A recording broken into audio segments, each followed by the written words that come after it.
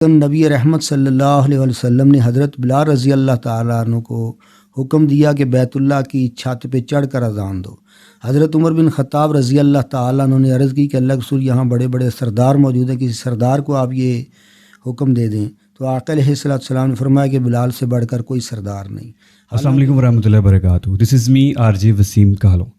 آج ہم کچھ ایسے ٹاپکس کو ڈسکس کریں گے، کچھ ایسی باتوں کو ڈسکس کریں گے جو روزمرہ کی زندگی میں ہمارے ساتھ پیش آتی ہیں، اور روزمرہ کی زندگی میں کیا ہمارے مذہب میں ہے، اور ہم غور نہیں کر پاتے کہ ہم صحیح کر رہے ہیں، ہم غلط کر رہے ہیں، ہم صحیح راستے پہ چل رہے ہیں، ہماری عبادتیں قبول ہو رہی ہیں کہ نہیں ہو رہی، ہم غلطی پہ تو نہیں ہیں، کیا ہماری چیزوں میں ایکوریسی ہے۔ اس ٹاپک کو ڈسکس کرنے کے لیے آج میرے ساتھ موجود ہیں مولانا قاری رحمۃ اللہ صاحب، جو کہ نائب امیر ہیں ڈسٹرکٹ ٹوبا ٹیکسنگ جماعت اسلامی کے۔ کر صاحب کیسے ہیں؟ الحمدللہ۔ کر صاحب آپ کو آج ڈسٹرب کیا، ہم نے تنگ کیا ہے صرف اس لیے کہ لوگوں تک پیغام پہنچا سکے اس چیز کو لے کے کہ ہم اپنی نمازیں کیسے پڑھ رہے ہیں، اسلام میں نمازیں کیسی ہیں، ہم اپنی عبادات کیسے کر رہے ہیں، اسلام میں عبادت کیسے ہے۔ نحمدہ و نصلی علی رسولہ الکریم، بسم اللہ الرحمن الرحیم۔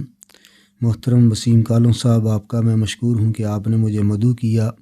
دین کے کام کے لیے جو بھی قدم اٹھایا جائے یقیناً اللہ تعالیٰ کے حضور اس کا اجر ہے۔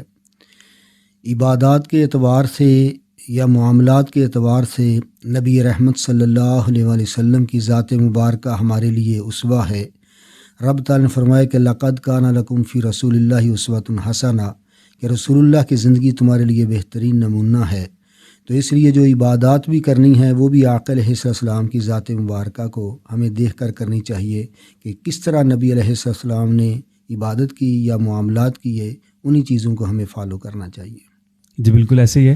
اچھا، میں آپ سے چند ایسے سوال پوچھنا چاہوں گا، کچھ ایسی چیزیں پوچھنا چاہوں گا کہ جو ہم لوگ روٹین میں کرتے ہیں لیکن ہمیں پتہ نہیں ہوتا کہ ہم صحیح کر رہے ہیں غلط کر رہے ہیں۔ اپنی نماز کے اندر ہم لوگ دیکھتے ہیں کہ اکثر لوگ اپنے ہاتھ پاؤں ہلا رہے ہیں، ادھر ادھر دیکھ رہے ہیں، اور بلا وجہ ہی سر پہ کبھی خارش کر رہے ہیں کبھی۔ آپ کو کیا لگتا ہے اس میں اسلام اس میں کیا اجازت دیتا ہے ہمیں کس چیز کی؟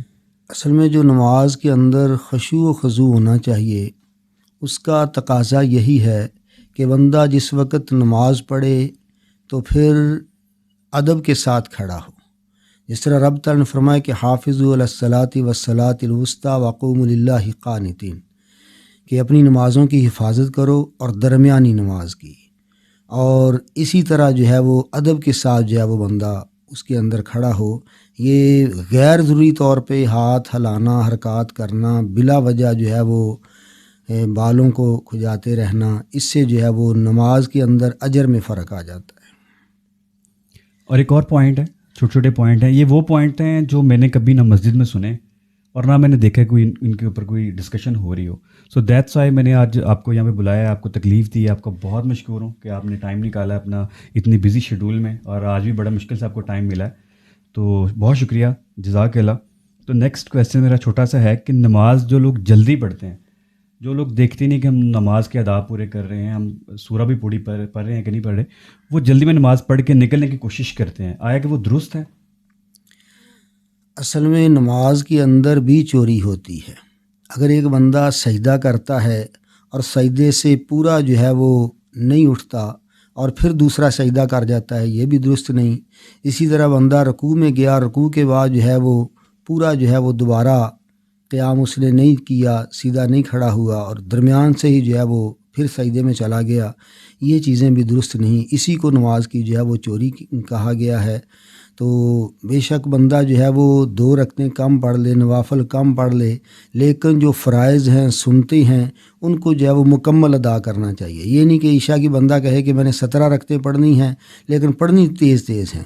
بہتر یہ ہے کہ جتنی بندہ نماز پڑھے اس کو جو ہے وہ یکسوئی کے ساتھ جو ہے وہ ادا کیا جائے۔ اچھا، نماز میں اکثر کہا جاتا ہے جی کہ فرض جو ہیں صرف وہی فرض ہیں، سنت موقدہ اور یہ دوسری نوافل وغیرہ، ان کا کنسیپٹ جو ہے وہ اہل سنت میں ہے اور دوسری میں نہیں ہے۔ اکثر لوگ ہیں صرف فرض نماز ادا کر کے مسجد سے نکل جاتے ہیں، آیا کہ یہ درست ہے؟ یہ تمام مسالک کے اندر ہی فرائض اور سنت موقدہ اس کو تسلیم کیا جاتا ہے، اس لیے کہ فرائض کے بارے تو جب نبی علیہ السلام نے جو فرائض بتلا دیے وہ تو فرائض ادا کرنے ہیں۔ جو سنت موقدہ ہے اس کے بارے بھی تمام مسالک کے اندر اس بات پہ اتفاق ہے کہ ان کا بھی پڑھا جانا ضروری ہے۔ حضور صلی اللہ علیہ وسلم نے ان لوگوں کو بشارت دی جنت کی، جنت کے اندر محل کی جو 12 رکعتیں جو ہے وہ ادا کرتے ہیں۔ 12 رکعتوں سے مراد فجر کی 2 سنتیں مؤکدہ، اور اس کے بعد ظہر کی فرضوں سے پہلے کی 4 سنتیں، اس کے بعد مغرب اور عشاء، ظہر مغرب عشاء کے بعد فرائض کے بعد جو 2 سنتیں ہیں، یہ ٹوٹل 12 رکعتیں بنتی ہیں۔ جب ان کے بارے بھی اس قدر اہمیت ہے تو ظاہر ہے فرائض کی تو اس سے زیادہ اہمیت ہے۔ اس کے علاوہ جو غیر مؤکدہ سنتیں ہیں، اگر بندہ ان کو بھی پڑھتا ہے وہ باعث اجر ہیں، اگر کسی وقت وہ نہیں بھی پڑھ سکتا تو اس کا گناہ نہیں ہے۔ تو اسی طرح جو ہے وہ بعد میں نوافل جو ہیں اس کے اندر بھی فضیلت ہے۔ نبی علیہ السلام کے ایک صحابی تھے، آقا علیہ السلام کے لیے اکثر وہ وضو کے لیے پانی لے کر حاضر ہوتے، تو ایک موقع پہ تہجد کے وقت وہ پانی لے کر حاضر ہوئے تو آقا علیہ السلام نے خوش ہو کر ان سے فرمایا کہ مانگو، کیا مانگتے ہو؟ تو وہ عرض کرنے لگے کہ اللہ کے رسول جنت میں آپ کا ساتھ۔ تو آقا علیہ السلام نے ان سے فرمایا کہ پھر سجدوں سے میری مدد کرو۔ اب صحابہ جو ہے وہ فرض نماز تو ادا کرتے ہی تھے، نبی علیہ السلام کا یہاں اشارہ نوافل کی طرف تھا کہ نوافل پڑھ کر بھی بندہ رب تعالیٰ کا قرب حاصل کر سکتا ہے۔ بہت شکریہ۔ اکثر لوگ وضو کرتے ہیں تو وضو کے فرائض پوری طرح ادا نہیں کرتے، جلدی میں وضو کرتے ہیں، کئی دفعہ وضو صحیح نہیں کرتے۔ میں نے بہت سارے میچور لوگوں کو کہ بزرگ ہو چکے ہیں ماشاءاللہ سے، لیکن انہیں مسا تک نہیں صحیح طریقے سے کرنا آتا، اور مجھے لگتا ہے کہ اس کے پیچھے فرق یہ بھی ہوتا ہے ہمیں تعلیم پوری دی ہی نہیں جاتی، اور وہ جب تھوڑے بوڑھے ہو جاتے ہیں وہ سیکھنے کی کوشش بھی نہیں کرتے کیونکہ ہم تو بوڑھے ہو چکے ہیں اب۔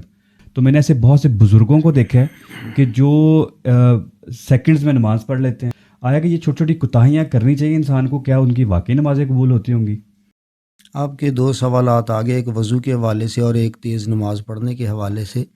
وضو کے بارے تو جس طرح امام حسن اور امام حسین رضی اللہ تعالیٰ عنہما نے پریکٹیکل جو ہے وہ وضو کر کے ایک بزرگ کو بتلایا، دکھلایا کہ ہمیں بتلاؤ کہ ہم میں سے کس کا وضو بہتر ہے، تو انہوں نے کہا کہ آپ کا تو دونوں کا ایک دوسرے سے جو ہے وہ بہتر ہی ہے، لیکن کمی میرے اندر ہے۔ یہ سمجھانے کا ان کا طریقہ تھا۔ وضو کے اندر جو ہے وہ 4 فرائض ہیں جن کو جو ہے وہ پیش نظر بالخصوص رکھنا چاہیے۔ اس کے اندر جو ہے وہ چہرے کا دھونا ہے، بازوؤں کا ہے، اور مسح ہے سر کا اور پاؤں کا۔ لیکن اس کے اندر اگر 7 سنتیں بھی شامل کی جائیں تو بسم اللہ الرحمن الرحیم پڑھ کر جو ہے وہ وضو شروع کرنا چاہیے، اور اس کے بعد جو ہے وہ دونوں ہاتھوں کو دھونا، پھر اگر روزہ نہ ہو تو پھر غرارہ کرنا، اور اگر روزہ ہو تو پھر غرارہ جو ہے وہ نہیں کرنا، 3 مرتبہ کلی کرنی، 3 مرتبہ جو ہے وہ ناک میں پانی ڈالنا، اور 3 مرتبہ یہ پورا چہرہ جو ہے یہ یہاں تک، اور داڑھی کے اندر جو ہے وہ خلال کرنا، اور اس کے بعد دائیں طرف سے ہی جو ہے وہ پہلے دایاں بازو دھویا جائے گا، پھر بایاں، اور اس کے بعد جو ہے وہ مسح ہے۔ مسح کے بارے میں یہ تھوڑا سا طریقہ بتلا دیتا ہوں کہ یہ 3 انگلیوں کو اس طرح جو ہے وہ کر کے یہ پیچھے لے جایا جائے، اور اس کے بعد اس طرح لایا جائے۔ یہ دونوں انگلیاں ابھی جو ہے وہ ٹچ نہیں ہوئیں تو ان کو جو ہے وہ اس طرح یہ کر لیا جائے۔ نہ تو یہ گلے کا مسح ہے، نہ ہی پیچھے گردن کا مسئلہ ہے، اور اسی طرح جو ہے وہ پہلے دایاں پاؤں دھویا جائے، پھر بایاں پاؤں، اور انگلیوں کے اندر جو ہے وہ خلال کر لیا جائے تاکہ، اور اس کے بعد جو ہے یہ وضو مکمل ہو جاتا ہے۔ اچھا، اس میں مولانا صاحب ایک چیز بڑی میں نے دیکھی ہے، بہت سارے لوگوں میں یہ چیز پائی جاتی ہے کہ امام مسجد کی کال سے پہلے ان کی طرف دیکھتے ہوئے ایکٹیویٹی پرفارم کر دیتے ہیں، خاص طور پہ وہ لوگ جو ان کے پیچھے کھڑے ہوتے ہیں۔ تو یہ غلط ہے یا صحیح ہے؟ میں نے جہاں تک پڑھا ہے، سنا ہے، امام صاحب کی کال پہ آپ نے جانا ہے، جب وہ کال دیتے ہیں اللہ اکبر کی، یہ نہیں ہے کہ جب وہ خود جا رہے ہیں تو آپ ان کے پیچھے ہی چلے جائیں۔ آپ اس بارے میں کیا کہتے ہیں؟ اسلام اس بارے میں کیا کہتے ہیں؟ اصل میں مقتدی کو تو امام کی اقتداء کرنی ہوتی ہے، امام کی پیروی کرنی ہوتی ہے۔ امام سے پہلے جو ہے وہ نہ رکوع کیا جائے، نہ سجدہ کیا جائے، اور نہ ہی امام کے سجدے سے سر اٹھانے سے پہلے جو ہے وہ سر اٹھایا جائے۔ اس کے بارے نبی علیہ السلام نے بڑی سخت وعید فرمائی کہ ایسے بندے کا چہرہ جو ہے وہ گدھے کی طرح بھی جو ہے وہ ہو سکتا ہے کہ بندے کو جو ہے وہ اس چیز سے بچنا چاہیے کہ امام سے پہلے جو ہے وہ نہ تو سجدے میں جائے، نہ سجدے سے سر اٹھائے، نہ امام سے پہلے رکوع میں جائے اور نہ ہی امام سے پہلے اٹھے۔ زیادہ تر اس کے اندر جو ہے وہ بچے اکثر جو ہے وہ غلطیاں کرتے ہیں، اور بسا اوقات وہ امام کی طرف دیکھ رہے ہوتے ہیں اور جلدی سے جو ہے وہ اگلا جو ہے وہ رکوع سجود کی طرف بڑھنا شروع کر دیتے ہیں۔ اس چیز سے جو ہے وہ گریز کرنا چاہیے۔ اچھا، اکثر اوقات یہ ہوتا ہے کہ جب لوگ زیادہ ہوتے ہیں اور رش ہوتا ہے، آپ کو گزرنے کی جگہ نہیں ملتی، تو لوگ نمازی کے آگے سے بھی گزر جاتے ہیں، اور اگر نمازی کے آگے سے نہ بھی گزریں تو کم سے کم اسے کراس کرتے ہوئے، ہاتھ مارتے ہوئے، کندھا مارتے ہوئے گزر جاتے ہیں اور اسے ڈسٹرب کر دیتے ہیں۔ اس کے بارے میں اسلام کیا ہے؟ مساجد کے اندر بعض جگہ پہ جو ہے وہ سترا رکھا ہوتا ہے، تقریباً 1 فٹ کے قریب یا 1 فٹ سے تھوڑا سا کم، اور لازمی نہیں کہ وہ سامنے پڑا ہو، تھوڑا سا اگر دائیں بائیں بھی ہو، لیکن امام جو نماز پڑھنے والا ہے اس کے سامنے ہو تو اس کو آگے رکھ کر جو ہے وہ گزرا جا سکتا ہے۔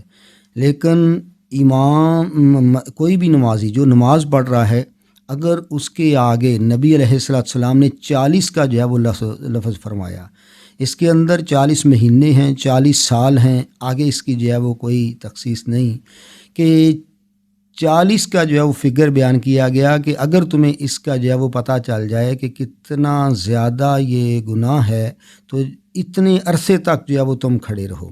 تو اس لیے جس وقت کوئی بندہ نماز پڑھ رہا ہے تھوڑا سا اس کے بارے انتظار کر لینا چاہیے، یا پھر سترے کا انتظام ہو کہ بندہ سترا رکھ کر کوئی چیز رکھ کر پھر اس کے آگے سے گزرے، ویسے جو ہے وہ نہ گزرے۔ لیکن یہاں اہل علم کے نزدیک یہ بھی ہے کہ 3 صفیں چھوڑ کر اس کے آگے سے اگر گزرا جاتا ہے تو اس کے اندر جو ہے وہ حرج نہیں ہے۔ اچھا، اس میں ایک چیز اور میں ایڈ کرنا چاہوں گا کہ میں نے ایک دفعہ سنا تھا یا پڑھا تھا، مجھے یاد نہیں، بہت پرانی بات ہے، کہ اگر امام کے آگے دیوار ہے یا سترہ جو بھی آپ کہہ رہے ہیں، امام آگے ہے تو آپ پیچھے قطار سے گزر سکتے ہیں اگر جماعت ہو رہی ہے تو۔ جس وقت جماعت ہو رہی ہے اس وقت امام کی حیثیت ہی سترے کی آ جائے گی۔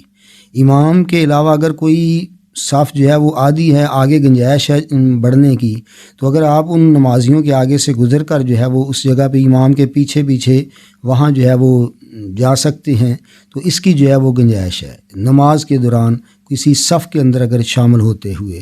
لیکن اگر امام امامت نہیں کروا رہا تو پھر جو نمازی ہے پھر وہ ہر بندے کا جو ہے وہاں خیال رکھنا۔ اچھا قاری صاحب، ایک چیز بڑا ایک ویلڈ پوائنٹ ہے یہاں پہ کہ ہم لوگ شادیوں پہ اور دعوتوں پہ اس طرح کی جگہوں پہ بڑے خرچے کر لیتے ہیں، گھروں پہ بہت سارے خرچے کر لیتے ہیں، لیکن مسجد میں دینے کے وقت 50 کا نوٹ بھی بہت بڑا لگتا ہے، اور 10 کا نوٹ 20 کا نوٹ ہی ہوتا ہے، اور جمعے والے دن 50 بھی دے دیے تو سمجھتے ہیں کہ ہم نے بہت بڑی اماؤنٹ جو ہے وہ دے دی ہے۔ اکٹھی اماؤنٹ دینا، بہت سارے لوگ ہیں جو مسجدوں کو بہت پیسے دیتے ہیں اور بہت سارے پیسے ڈونیٹ کر دیتے ہیں، لاکھوں میں بھی دیتے ہیں، لیکن ان کی شرح بہت کم ہے، وہ لاکھوں میں ہی ہیں وہ جو لوگ ہیں۔ تو ایسا کیوں ہے کہ لوگ مسجد کے لیے پیسے نہیں نکالتے، اپنی ذات کے لیے بہت سارے نکال لیتے ہیں؟ یہ تو اکثر مساجد میں یہ مسائل دیکھے گئے ہیں کہ یہ باعث شرمندگی بھی بات ہوتی ہے کہ اگر کوئی بل آ جاتا ہے تو بل کے بارے جو ہے وہ ہر دفعہ ہی اپیل کرنی پڑتی ہے لوگوں کو کہ مسجد کا جو ہے وہ اتنا بل آ گیا ہے یا اور چیزوں کے بارے۔ اور ہم نے خود پیچھے دیکھا کہ قالین بچھایا اور اس کا جو ہے وہ جتنا بل بنتا تھا اس سے آدھی کلیکشن ہوئی، آگے جو ہے وہ شرمندگی کے باعث ہم بھی جو ہے وہ اپیل بار بار نہیں کرتے۔ تو اس لیے جتنا بندہ جو ہے وہ گھروں میں خرچہ کرتا ہے اس سے کہیں جو ہے وہ 20واں حصہ بھی جو ہے وہ لوگ مساجد کے لیے جو ہے وہ اتنا نہیں دیتے۔ بعض جگہ پہ لوگ اہل خیر ہوتی ہیں، ایک بندہ بھی مسجد کو جو ہے وہ تعمیر کر لیتا ہے، لیکن جو بنیادی ضروریات ہیں وہ پوری کرنی جو ہے وہ سب کی ذمہ داری ہے، اور وہاں جو ہے وہ 1 روپیہ لگایا بھی باعث اجر ہے، 1 اینٹ رکھنی وہ بھی صدقہ جاریہ ہے، اور جب تک وہ چیز اس میں رہے گی اللہ تعالیٰ اس کو جو ہے وہ اجر دیتا رہے گا۔ اور جن لوگوں کے دل مساجد کے ساتھ لگے ہوتے ہیں، نبی علیہ السلام نے فرمایا کہ ان کے ایمان کی جو ہے وہ گواہی دی جائے، اور آقا علیہ السلام نے تو خود جو ہے وہ مسجد کو تعمیر کیا۔ تو اس لیے جو بنیادی ضروریات ہیں، مسجد کے بل ہیں، چٹائیاں ہیں، باقی چیزیں ہیں جو اس کے اخراجات ہیں، وہ کھلے دل سے پورے کرنے چاہیے۔ اچھا، ایک سوال میرے سوالوں سے تھوڑا ہٹ کے ہے اور یہ شاید آخری سوال ہی ہو کہ جو ذات پات کا سسٹم ہمارا چل گیا ہے ہمارے گھروں میں, ہمارے معاشرے میں, ہمارے ملک میں, اور زیادہ یہ برِ صغیر میں ہی ہے. اب دوسری کنٹریز میں تو اتنا نہیں مانا جاتا اس چیز کو. اس کے بارے میں اسلام کی کیا ہے اس میں؟ اللہ تعالیٰ نے فرمایا کہ ان اکرمکم عند اللہ اتقاکم. اللہ کے نزدیک عزت والا وہ ہے جو تقوی میں جو ہے وہ بڑھ کر ہے. جتنا کوئی بندہ پرہیزگار اور تقوی اختیار کرنے والا ہے اتنا رب کے نزدیک جو ہے وہ زیادہ پسندیدہ ہے.